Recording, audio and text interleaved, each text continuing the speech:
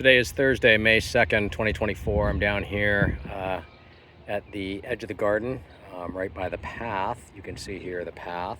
I'm standing on it right now. I set up some fencing here. This is cotton cloth fencing, so in theory biodegradable, the other day to try and keep the rabbits away from those tulips that they've just been really enjoying. And if you look closely there, you might have just seen a butterfly there, which is great to see.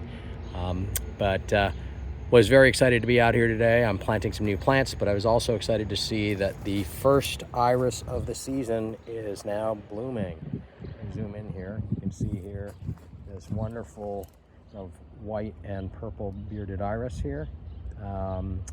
This area tends to bloom first, right next to the path, because it gets the most sun, and it's also the warmest because of where it is.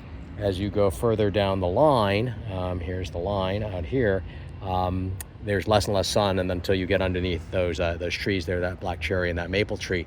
So the irises should, in theory, bloom from one edge to the other. They don't always do that, depends on the season. But great to see this wonderful first iris of the year already blooming out here. And then just as a side comment, you can see here the peony, or peony, depending how you pronounce it, coming up, doing nicely here. Again, I mentioned that in an earlier video. I'll have to transplant that later this year. It's getting a little too big, a little crowded out by the irises. I have to figure out some way to move it, but I wanted it to get strong enough that it will survive the transplantation. If I zoom in here also, let's see if I can zoom in here on it, you can just make out some flower buds that are starting to show up here. So this will be the first year that this plant is flowered out here, and that'll be great to see as well. So hopefully we'll get some nice blooms. That's a volunteer plant, not planted by me, just showed up on its own.